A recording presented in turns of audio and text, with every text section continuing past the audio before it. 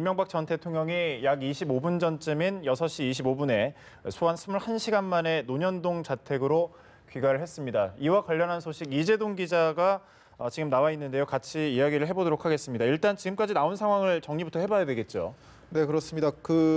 일단 어제 조사 상황을 간략하게 설명을 해드리자면 검찰은 어제 오후 11시 55분쯤 그러니까 자정이 거의 다 돼서 일단 이명박 전 대통령의 조사는 종료했다고 밝혔습니다. 이후부터 이 전 대통령과 변호인 측은 검찰이 작성한 신문 조서를 검토하는 작업을 계속해서 진행해 왔는데요.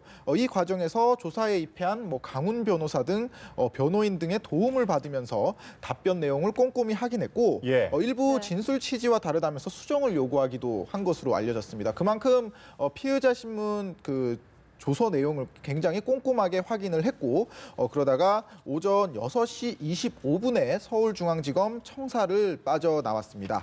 이명박 전 대통령은 여전히 혐의를 부인하고 있느냐 하는 취재진의 질문에 아무 말을 하지 않았고요.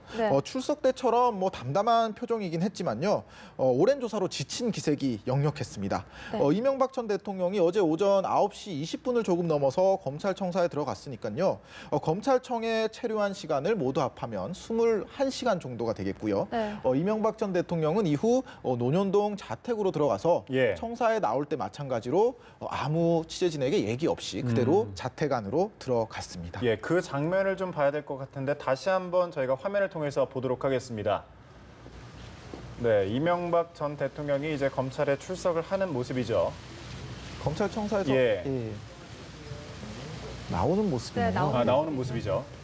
6시간, 14시간 조사에 이제 6시간가량 신문 조서를 이제 열람을 하고 21시간 만에 이렇게 나와서 쭉 또 이제 앞서 이제 전해드렸던 것처럼 다들 수고하셨다라는 이제 짧은 말만 이제 간략히 하고 나서 청사를 나서는 걸로 이제 보이는데. 수많은 취재진들이 이명박 전 대통령이 검찰에서 모든 조사를 마치고 나오는 모습을 지켜보고 있고요. 이명박 전 대통령은 14시간 조사 끝에 6시간가량 신문 조사를 열람한 후에 이렇게 약 21시간 이 지난 후 지금 검찰을 나선 모습을 방금 전 나온 모습을 확인하고 있습니다. 좀 덤덤한 표정으로 보이네요. 그 조사 자체가 이제 어떻게 진행이 됐습니까? 어제 9시 22분쯤 서울중앙지검에 도착을 했고요. 당초 처음 출석을 할 때는 현관 앞에서 준비한 입정문을 읽었습니다. 국민 여러분께 심려를 끼쳐 죄송하고 그리고 하고 싶은 말이 많지만 말을 아끼겠다. 또 다만 역사에서 이번 일로 마지막이 됐으면 한다. 이렇게 준비해온 입장문을 읽었는데요. 그렇기 때문에 오늘 검찰 조사를 모두 받고 나오는 과정에서도 검찰 조사를 끝낸 소회라든가 아니면 원론적인 대국민 사과 그런 입장을 간략하게 밝힐 것으로 예상이 됐는데 지금 보신 것처럼 아무 취재진의 질문에도 아무 얘기 없이 그대로 검찰청사를 빠져나왔습니다. 그렇죠. 어제 그리고 이 전 대통령이 조사에서 이제 관련 혐의를 전면 부인한 것으로 알려지고 있는데요. 그렇다면 구속영장이 청구될 가능성 더 커지는 것 아닙니까? 네, 그렇습니다. 이제 조사가 끝났기 때문에 앞으로 향후 검찰의 움직임이 굉장히 중요해졌습니다. 일단 검찰은 어제부터 오늘까지 진행된 한 차례 조사를 끝으로 이제 구속영장 청구 여부를 결정할 방침인데요. 일단 조사 내용을 먼저 검토하고 수사팀이 관련해서 의견을 내게 되면은 윤석열 서울중앙지검장과 문무일 검찰총장이 상의하는 과정이 남았습니다. 그래서 이제 최종 결정까지는 하지만 그렇게 오래 걸리지는 않을 분위기입니다. 이르면 이번 주 주말 늦어도 다음 주 초쯤에는 구속영장 청구 여부가 결정될 것으로 보입니다. 역시 이제 조사를 마치고 나서 조사 검토에 좀 상당한 시간이 걸렸거든요. 네, 그렇습니다. 그만큼 이제 꼼꼼하게 자신이 조사를 받은 그런 사항들을 확인했다 이렇게 보시면 될 것 같은데요.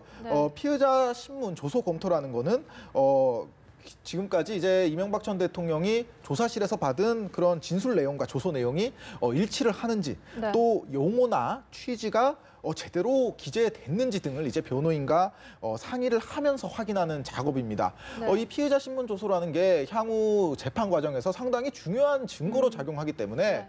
재판에 대비해 그만큼 꼼꼼하게 이 전 대통령 측에서 확인하는 작업을 거쳤다. 이렇게 볼 수가 있을 것 같습니다. 네, 사실 예. 박근혜 전 대통령도 이 신문조서를 열람하는 데만 7시간을 쏟았을 정도로 상당히 심려를 기울였거든요.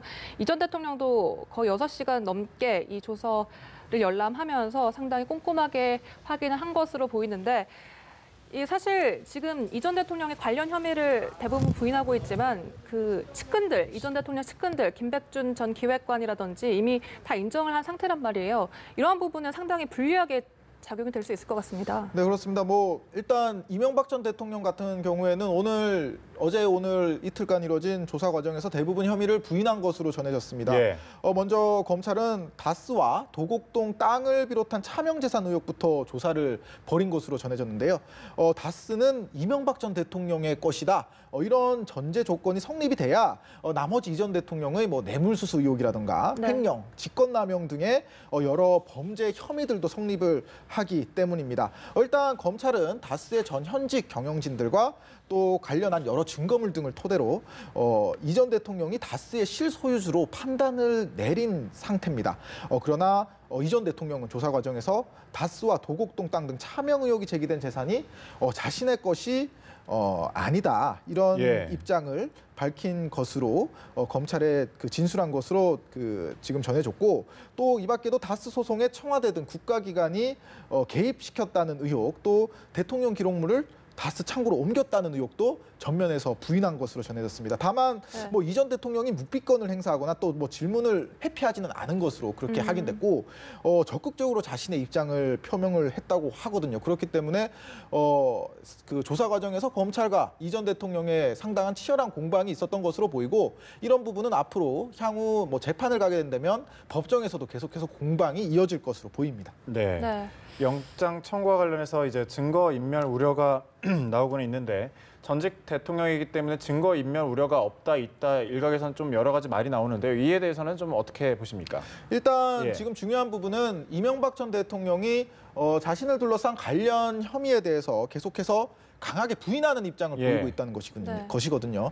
보통 구속이 되는 사유 중에 증거인멸과 도주의 우려 그리고 혐의의 상당한 부분 정도를 고려를 하게 되는데 이 경우에 증거인멸의 우려가 상당히 높다고 이렇게 해석을 할 수도 있습니다. 그렇기 때문에 이러한 부분들이 검찰의 구속영장 청구 여부를 결정하는 데도 상당히 영향을 미칠 것으로 보이고 또 현재 뇌물 혐의 액수만 해도 지금 100억 원이 넘는 상황이지 않겠습니까? 그렇기 때문에 또 추가 수사도 필요하고 그렇기 때문에 사실 영장 청구 쪽에 무게가 쏠리고 있는 건 사실입니다. 이제 다만 일각에서는 전직 대통령이 수사 상대 예우 측면을 고려하지 않을 수가 없고 또 현재 박근혜 전 대통령도 구속된 상태로 재판을 받고 있기 때문에 두 전직 대통령을 구속하는 것에 대한 검찰의 부담감 이런 측면도 고려가 될 것으로 보입니다. 네, 예. 이명박 전 대통령의 수사에 관해서 이재동 기자와 얘기 나눠봤습니다. 감사합니다.